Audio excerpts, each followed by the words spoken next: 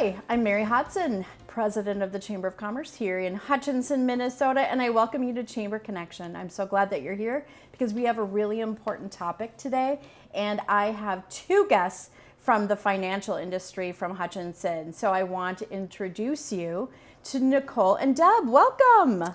Thank you, Mary. Why don't you introduce yourselves, tell everybody who you are and where you are and what's the position that you'll hold at your institution? Sure. Nicole Groby. I work at Mid-Country Bank. I'm an area manager. Fabulous. Hi, and I am Deb Fremming, and I work at Citizens Bank. I am an assistant vice president, and like you, I wear many hats. Many hats. Many hats. Yeah, both of you do so many different things. Thank you for taking the time, because I know you both have very busy schedules or scheduled busies, whichever way you want to go with it today.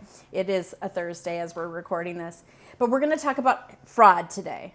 And fraud is a very broad term, and it affects everyone. How do I know this?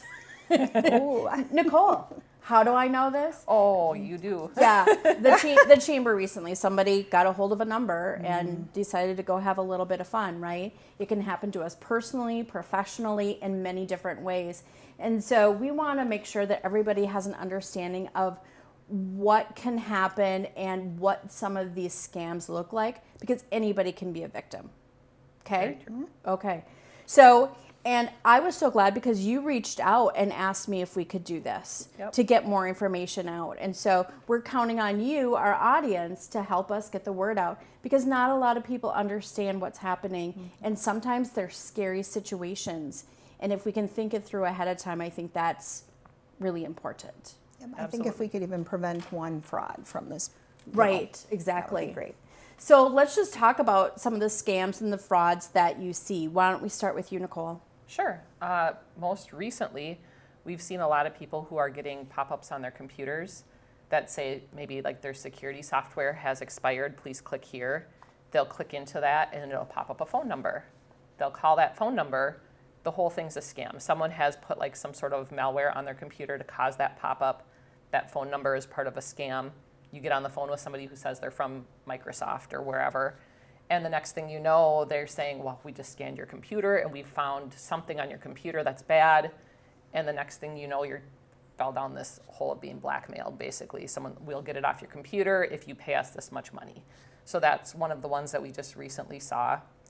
We're seeing people putting money into Bitcoin machines to protect their money because they're getting phone calls saying that that's what they need to do to keep their money safe, but really they're just giving their money away. Lots of things like that. Right. Family scams, you know, so-and-so's in jail, need to pay money to get them out, or different things like that we're seeing. How about you, Deb? What are you seeing? You know, we're seeing the very first scam, the one that you mentioned, again, we just had come across yesterday. We have seen an increase in unauthorized electronic fund transfers, so like with your debit card or EFT transactions. And they're like with money apps, they're larger amounts. They're like people that are Cash App, Venmo, Meta, Facebook. Customers are being told now that, other than that, these are more fraud or scams now. Customers are being told that they owe the government money. They're being called, someone's pretending they're from the IRS or Social Security office. They're not. They're told to take out cash. They're told to tell the banker that you need the funds for construction or something like that. So they're even telling the potential victim how to get around questions that somebody might ask if they came into a bank. Yes. Yep. So then we're having to rethink that through, and you know, probably at both our banks, you know, usually an officer will be called over a certain amount, and even if it's the tellers are the front line, so then they're calling us over, and sometimes I'm just point blank asking them, is someone scamming you? You know, but sometimes I'm whispering it because the scammer could be on the phone listening right then too, telling them what to say. You know, they're scared. If they won't look me in the eye, that's a really good sign. And we don't have to give them the money they're trying to withdraw. Okay. So we're seeing that. Basically, they're being told the lie. We had a customer come that went through this scenario, and the fraudster said they'll meet them at their home. Well, by the time they got to their home, we had called the police department, and they also met them there. And the person that was being scammed said that, sure, I'll bring the money back to the bank, I believe you. But he didn't believe. The fraudster was on the phone listening and still convinced him that he owed them this money to help protect whatever scam was going on. And they showed up at the home in their vehicle in smoky windows, rolled the window down a little, and they didn't even see who was inside and threw the money in. Nothing there said that that was fraud to the person. Crazy. That's really scary. They were scared. They're scared. They're scared. They're scared for themselves. Yeah. They're scared for family members. We Yep. know that in the past, they'll call and they will ask them to go get a money order and send it somewhere. So I know that some of our businesses that deal with bank transfer or wire transfers have caught a lot over the years, and Yeah. the police have been called. The nice thing in our community is so many people know so many people Yes. that I know that one particular, somebody called a business owner and said, your mom is here and I think she's being scammed. Right. And so getting another family member in, and in this case, it was a grandchild on the phone from another country saying, don't tell mom and dad, when they could say, no, he's right here, he's safe, right? Right. Yeah. So what do you say to people then? How can people protect themselves if they're unsure, if they are embarrassed or outright mad? What can they do? How do you find out if the phone number pops up? How do you find out if that's real? Well, a lot of times the phone number that's going to pop up on the screen isn't the number that they're calling from. They're able to mimic another phone number and have it pop up. So like we were even having customers that it was popping up that it was Mid-Country Bank calling them, which it was not us calling Right. them. They were mimicking our phone number. A lot of times, I mean, Minnesota Nice is you don't hang up on somebody, right? But the first thing you should do if you question it is hang up the phone and look up the number that you're supposed to call them at and call them back at that number. And at that time, you're going to get somebody from the bank or from the IRS or Social Security or the Federal Reserve. We've had somebody tell us that they were on the phone with the Federal Reserve. And a lot of times when the fraudsters tell the person who's being scammed what to say, they don't give them a lot of details. So like, well, I'm doing construction on my house. So I've really taught my front line to ask deeper questions. Well, what kind of construction? Like, what part of your house are you working on? And eventually, if you keep asking, they get really flustered because they don't have the answers to your question. I had someone come in saying they were buying a car, and I said, oh, what kind of car? She was like, a truck. And I said, did you meet him online or did you talk to him on the phone? I met him in person. I'm like, oh, there's a local person here in town. And I kept going, and all of a sudden she was like, didn't know where to go with it. And I was like, is there somebody on the phone with you right now? And she was like, yes. And I was like, come into my office, you're being scammed. You need to hang up, let's talk, So, and I mean, this is big money. Like, she was trying to take out $20,000. So, I mean, it's not people losing, $1,500, which is still a lot of money. It's big money. It's people's retirement. It's their livelihood. And we hear these stories, but do we think it can't happen to us? I think most people think that. I think they think that. And then people close to you get scammed. And it doesn't matter how many times, I mean, it does matter, but over and over you can educate your family, even your friends, things like that, and talk about it. I don't know. I'm going to talk about my sister right now. Not too long ago, she received a call and she thought it was from the court system because she was supposed to go on jury duty. So she had that jury duty rescheduled, and these people knew that.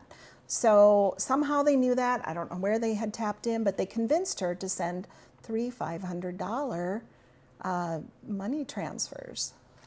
And she did it. She said, halfway through that, she said, I thought about calling you, but I didn't. But she was so convinced they were real and they were from law enforcement and they were going to show up at her step. And she even knew better. So it can happen to anybody. That can happen here. It's just so frustrating. Right. We can educate over and over, but people have to realize maybe this is happening to me.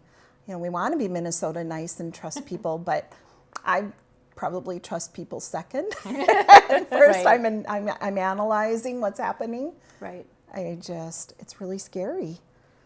Well, and I think that for me, I'm more aware just because we have so many calls that come to the chamber about scams. Oh, yeah. And the ones that I'm dealing with are, well, they say it's a business that says they're working with the chamber, or if one more person sends out an email that says, I've got a guest list of all of the 10,000 people who are coming to Arts and Crafts. Do you want to get a hold of them ahead of time? Right? Wow. And in the scheme of things, those are probably pretty minor. But I always feel like they're kind of fishing to see if they can get more. Is that what you're seeing? I don't know about that exact scenario, Right. but that would be one of them.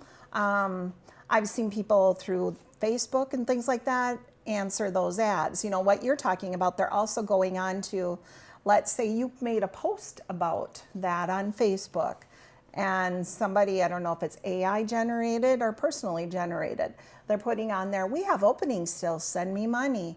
And they reach out. Yes, we've had that happen in the past. It's sad because it might Yeah. just be $50, but if 100 people respond, Right. you know, that's $500 or $5,000 right adds there. up. They've made it. We've adds seen up. people in my family. We've seen people do it with animals, like if you're looking for a Yes. pet online. Yep.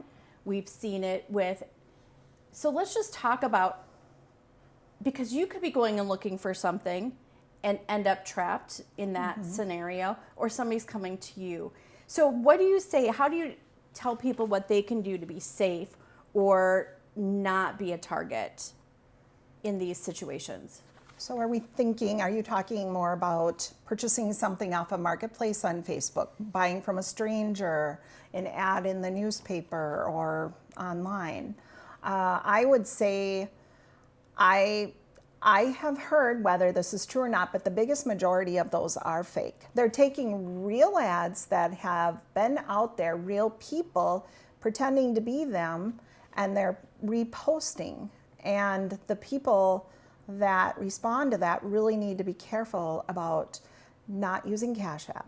A lot of those are saying, send me $500 up front and then I'll meet you.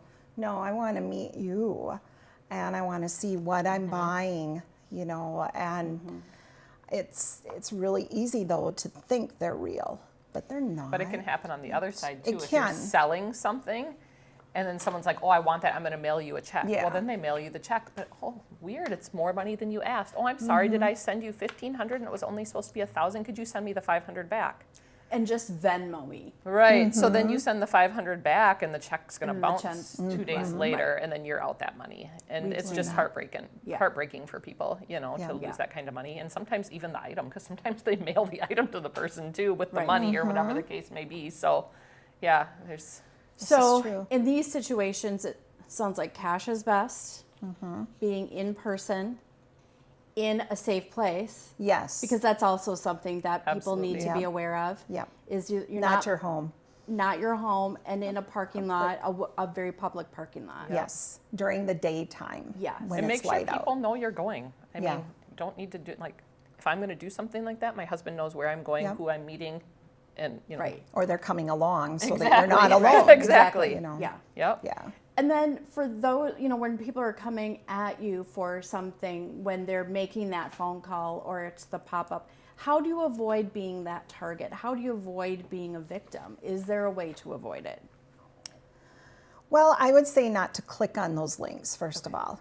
Just don't believe it right away. Don't respond to unexpected texts. You know, Or emails or And pop-ups emails, on your phone, on your yes. tablet. We had someone just do that on your tablet as well. It doesn't have to be a computer. It can pop up on your Exactly. phone and you can end up in the middle of a scam as well. Okay. exactly. Don't accept those Facebook requests that you don't know from somebody. Emails that are order confirmations. We've been seeing a lot of those. Yep, at you're home. expecting a delivery from UPS. I even got one of those today, but it was legit. But I took that number and I went out to the UPS website. Don't click on that link in there. Copy the information, go to where, because I couldn't remember what was coming to me, you Right. know. But a lot of people click on that. They get that message on the phone, and Yeah. and then they're infecting something's going on their phone or their device, and they know everything that you're doing. It's interesting to me to learn, as I've been learning about this over the years, that they can even intercept a wire transfer. So maybe you're paying off a mortgage and it's being wire transferred. People can intercept that. So it really is important to make sure you're working with your financial institution from my viewpoint. Yeah. Absolutely. But then also the closing company that it's being sent to, making sure they're legitimate, that when we send that wire transfer, we're checking to see that they are a true, calling them directly, not the information we've been given, but Sure.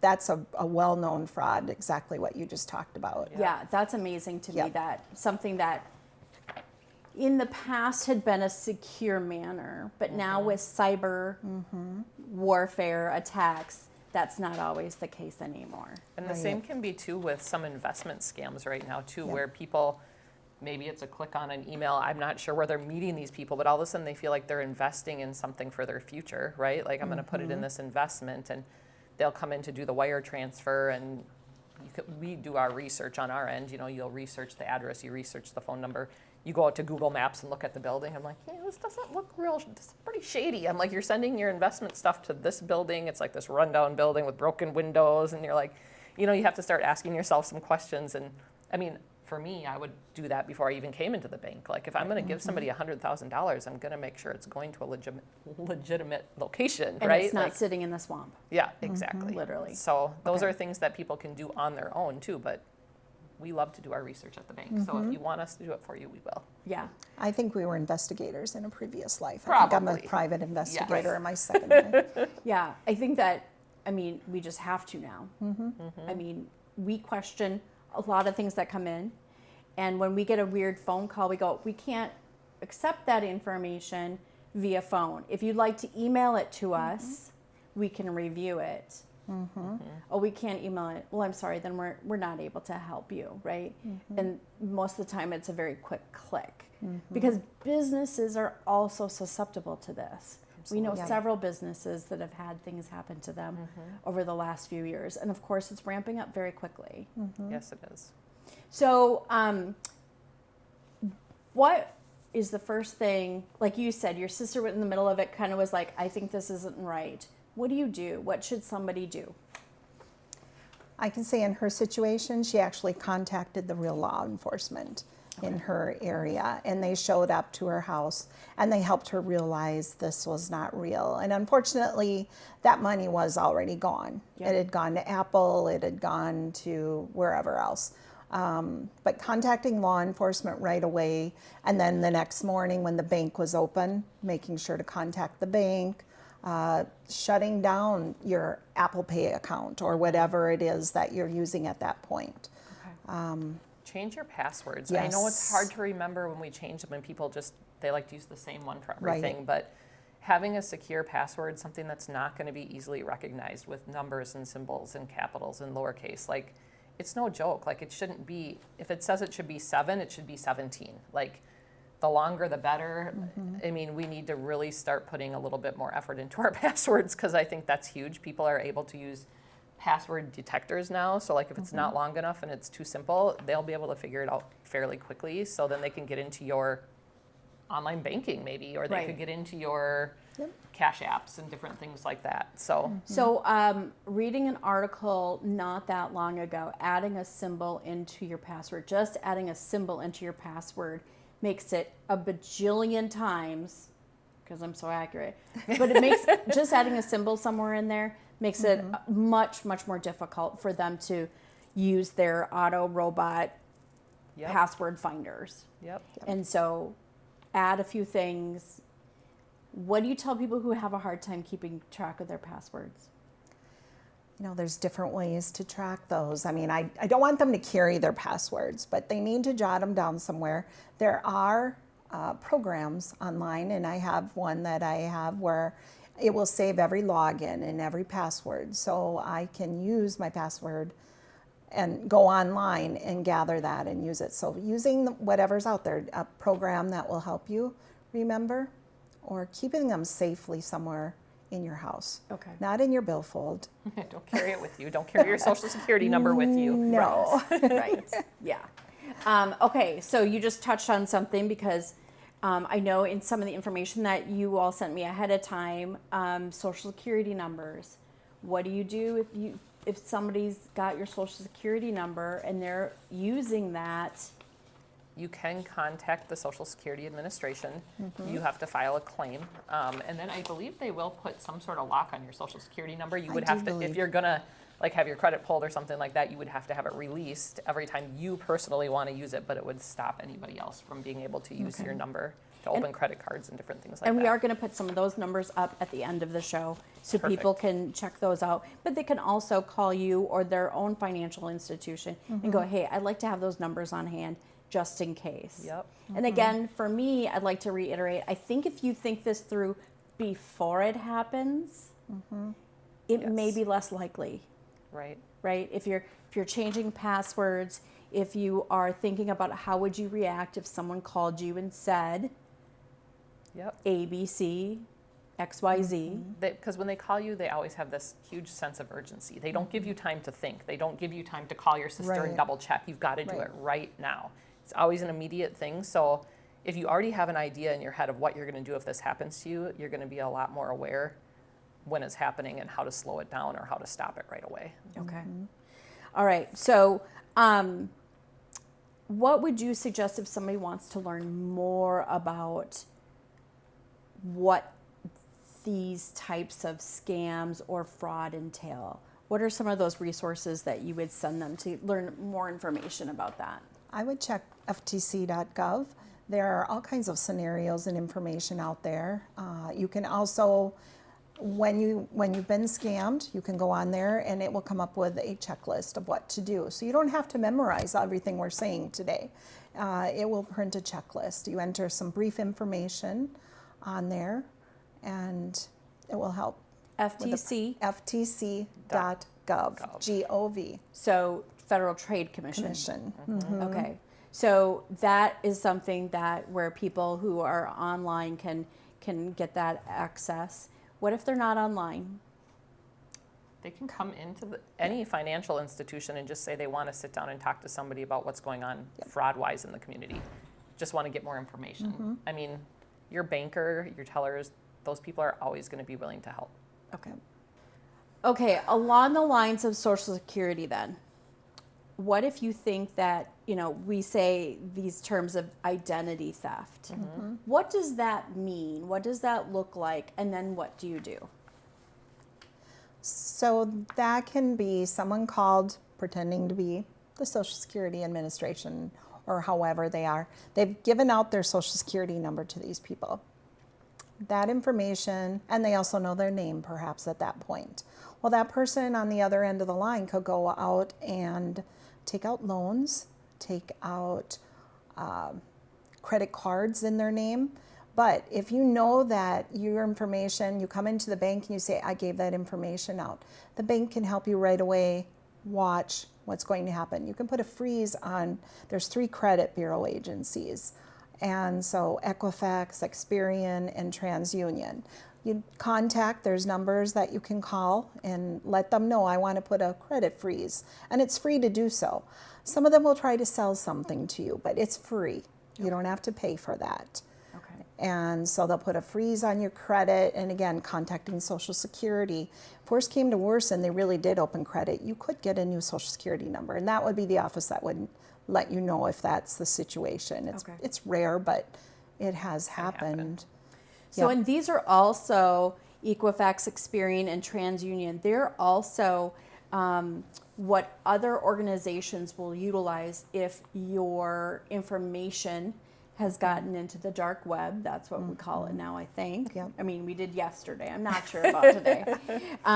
But then they'll say, you have a 1-year free subscription to one of these to be able to watch for any potential fraud when your information, especially your Social Security number, has been utilized or potentially compromised. Right. And then they'll give you that opportunity. What would Yep. you say to someone who said, well, I don't know if I really need that? It's always better to be safe than sorry. Yeah. You just don't know. I mean, once they have a little bit of your information, they use the little bit of information that they have to get more. Because they can call the telephone company where you have your Verizon account and they're like, this is so-and-so and this is my Social Security number and I need to change whatever. And at that point, they start changing things. They take over your phone number. They take over, I mean, they can literally take over your life. They start getting more and more and more information until, I mean, they have your bank accounts, they have your credit card numbers, they have everything. And then you're really in a pickle. Yeah, and if you've given out your bank account number, you know, obviously go right into the bank right away, but you Yes. can close that account, open a new account. Whatever's going through that old account will move to the new account. Yep. And then just reinforce what to do if this were to happen to you, Right. that sort of situation. It always amazes me at what wonderful things could happen if people who do this use their power for good instead of evil. Right. Naughty little. Right. I mean, they Stinkers. obviously are smart people. They can figure this stuff out, though. So, yeah, it's unfortunate. Yeah. Yeah. So, bottom line, each of you, what would you tell someone who's like, I don't know if it'll happen to me. I don't think it'll happen to me. It still could happen to somebody you know. Maybe you're 100% aware and you're going to be really good about it, but is your brother or sister, are your mom and dad? I think it's hard to tell somebody you want to be involved in their finances or be involved, you know, in different things like that in their life. But, you know, it's okay to have people that step in and help. And I think it's important that if we feel really confident, that we're making sure all the people around us are also confident. Like your Good sister, point. your Yeah. parents. Yep. And I 100% agree with everything that you just said. And if you think it can't happen to you, I'm going to say yes, it can. And have you ever bought something thinking you're buying? You pushed a button online, took that one chance that might be a real necklace that I'm getting at a steal. No, I almost think everybody has done something like that. Yeah. If it seems too good to be true. Exactly, it is too good to be true. Yeah. That's right. Absolutely. I think that more times than not, you know, we think that this is going to be a great thing, or it's fallen in our lap for a reason, and it's, yeah. Yeah. Well, ladies, thank you so much for being here today and helping walk us through that. Like I said, we're going to have some information up here on the screen for you as we close out today. But thank you for being there, and thank you for reaching out and realizing that this is really an important topic that we need to be having more conversation about with our family, our friends, our neighbors, those people on the other side of the fence, because it's really easily done these days. And even when you think you know, even when you tend to be alert, they're getting really smart. And I think that you can be easily tricked if you're just not on top of your game all of the time. Exactly. So true. Thank you. Great. Thank you for all you do for the community. Both of you come from financial institutions, obviously Mid-Country Bank and Citizens Bank. You do so much for our community as well. So thank you for that. And thank you for joining us today. I would love for you to share this information with your friends, your family, your neighbors, whomever you're having a conversation with, because it's really important information. Because sooner or later, every single one of us is going to be caught up in a situation potentially that is going to cost a lot or harm a lot some way along the way. So thank you so much. We'll see you next month, and you have a great day.